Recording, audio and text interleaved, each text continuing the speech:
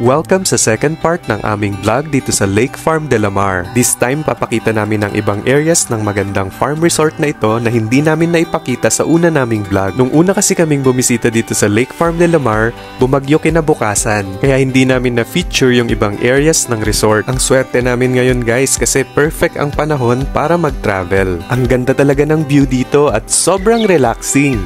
Isang magandang vantage point ang Lake Farm de la Mar. Tulad din ng ibang mga pasyalan dito sa bayan ng Pantabangan. Actually, matatanaw dito ang windmill ng George Point, ang isa sa mga sikat na pasyalan ngayon dito sa probinsya ng Nueva Ecija, kung saan matatagpuan ang first ever dinosaur park sa Nueva Ecija, ang George Point Dino Park. Tulad ng Lake Farm de la Mar, maganda rin ang view sa George Point. Parang nasa ibang bansa ang vibe. Nakakamangha ang kanilang mga moving o animatronic dinosaurs. Para kasi silang totoo guys. Meron din sila ditong non-moving o static dinosaurs at mga nakakaaliw na dinosaur mascots. Parang nasa Jurassic Park ka talaga.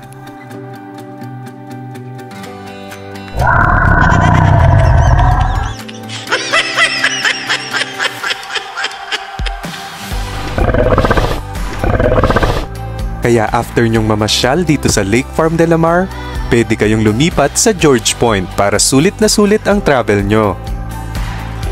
Approximately 5 to 6 kilometers mula sa Lake Farm de la Mar, matatagpuan ang Highland Valley Villas Resort and Spa na malapit sa Pantabangan Lake. Ito ang pinaka-luxurious Balinese-inspired resort sa buong Nueva Ecija, kung saan matatagpuan ang first Balinese-inspired water park sa Pilipinas.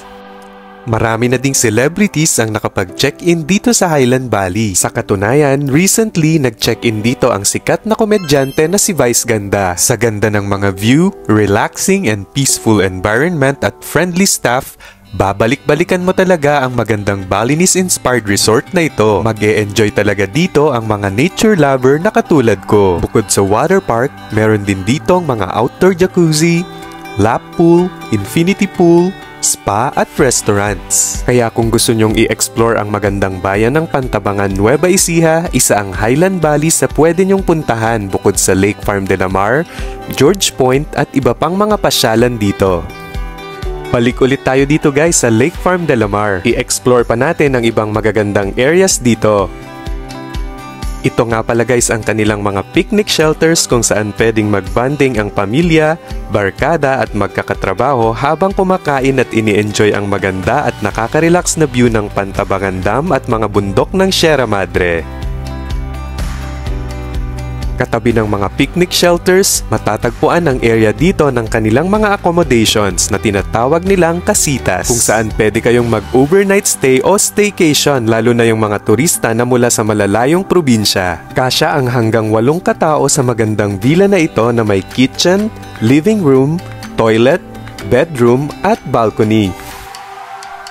At ito naman ang isa sa mga latest attractions nila dito sa Lake Farm de la Mar na hindi lang pang umaga ang ganda, pati sa gabi din dahil ang 5,000 LED roses ay nagniningning sa ganda pagsapit ng dilim.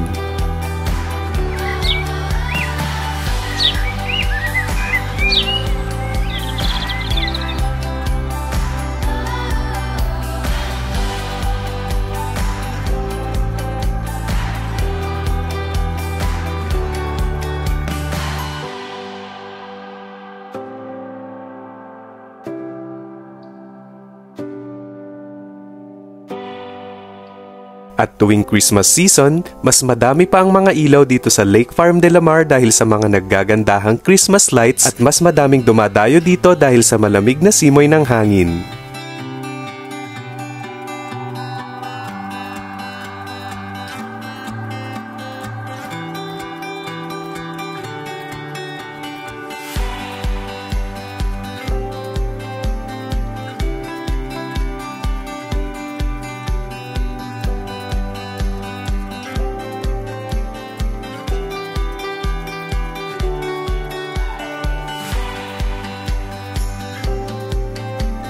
Para sa day tour dito sa Lake Farm de la Mar, as of March 2024, 100 pesos pa din ang entrance fee. Katabi ng kanilang mga tipi tents, matatagpuan ang bagong restaurant dito sa Lake Farm de la Mar, ang La Cocina de Maricar. Kasama ng mga bagong kasitas at 5,000 roses, Ang La Cocina de Maricar ang isa sa mga bagong attraction at amenities nila dito sa magandang farm resort na ito. Sobrang ganda at relaxing ng interior ng restaurant na ito at air-condition pa.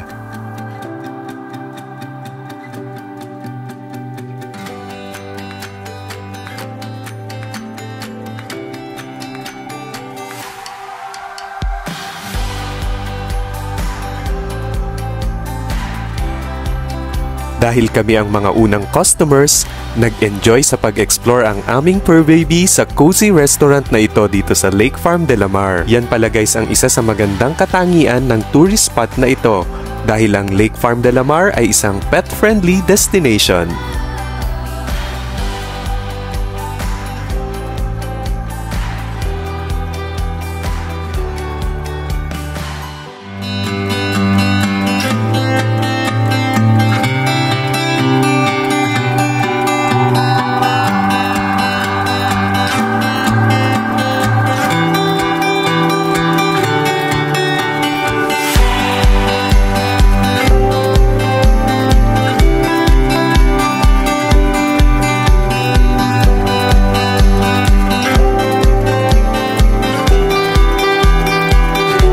Pagod kami sa pag-explore, eto na ang the best part ng isang travel, mealtime!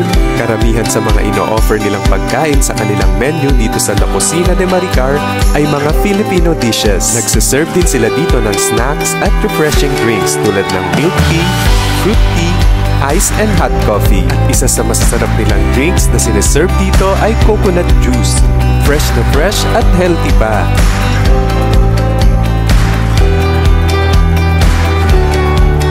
Pag bibisita kayo dito sa probinsya ng Nueva Ecija, huwag kalimutang isama ang Lake Farm de la Mar at iba pang mga pasyalan dito sa bayan ng Pantabangan. Thank you so much for watching our video, explorers! See you next time!